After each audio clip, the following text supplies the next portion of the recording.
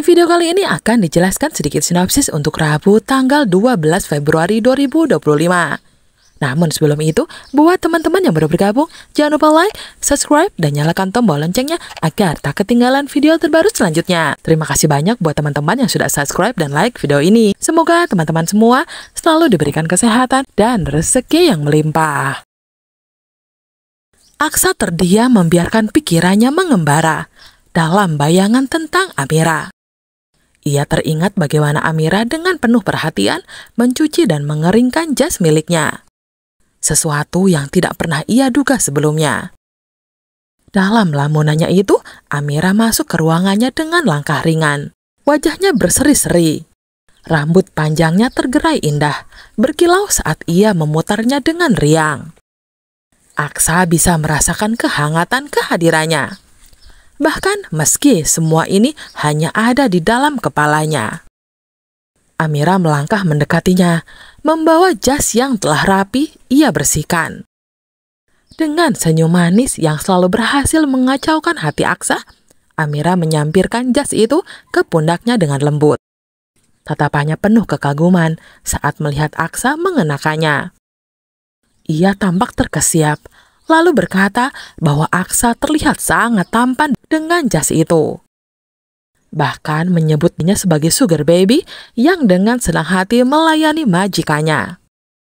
Aksa merasa dadanya menghangat, menikmati peran yang Amira mainkan dalam hayalannya.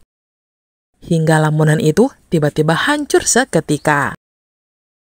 Ia tersadar bahwa pikirannya telah melanglang buana terlalu jauh. Hari ini ia telah berjanji untuk menghabiskan waktu bersama Bella. Dan tidak seharusnya ia memikirkan Amira seperti ini. Ia menarik nafas dalam, mencoba menepis bayangan wanita itu. Namun, rasa hangat yang ditinggalkan oleh lamunan tadi masih membekas di hatinya. Membuatnya sedikit kesal pada dirinya sendiri. Ia tak ingin mengakui bahwa Amira telah mulai mengganggu pikirannya lebih dari yang seharusnya. Di sisi lain, Yuda sedang sibuk mencuci mobil di halaman rumah. Keringat mengalir di tubuhnya yang terbuka, membuatnya merasa gerah hingga ia melepas bajunya. Ia kembali menyiram mobil dengan air, menikmati hembusan angin yang sedikit membantu mengusir rasa panas. Namun ia tak menyadari bahwa di tempat lain sesuatu sedang terjadi. Amira keluar dari rumah, bersiap berangkat ke kantor. Ia melangkah santai ke depan rumah untuk menemui Yuda. Tetapi tiba-tiba Aksa muncul, tampak sedikit panik. Dengan gerakan cepat, Aksa berusaha menghalangi pandangan Amira, agar ia tak melihat Yuda yang bertelanjang dada.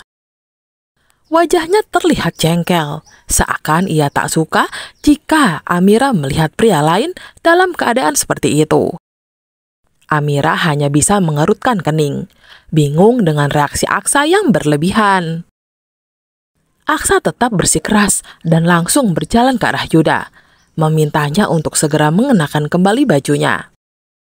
Yuda yang menyadari perubahan sikap bosnya hanya mengangguk tanpa banyak bertanya, dan segera mengenakan kaosnya kembali.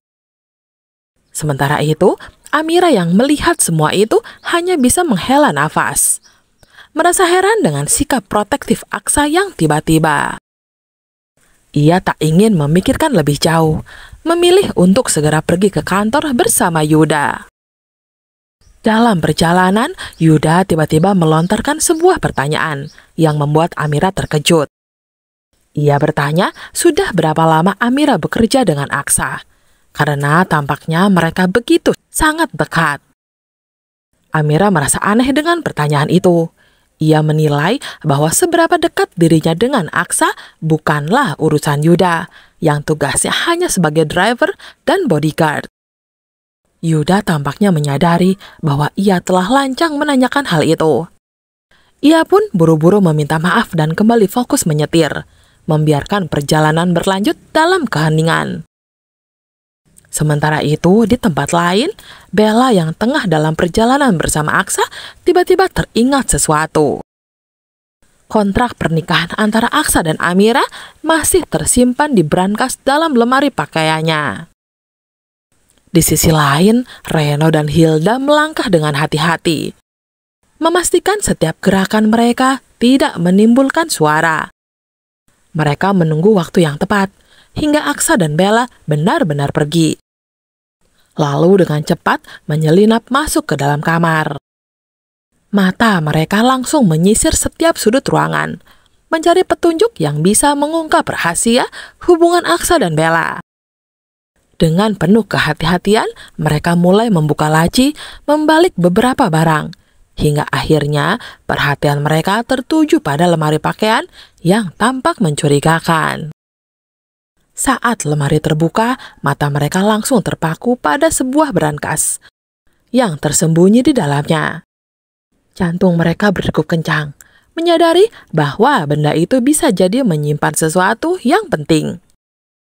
Reno merasa yakin bahwa di dalamnya terdapat dokumen atau bukti yang bisa menjawab semua pertanyaan mereka selama ini.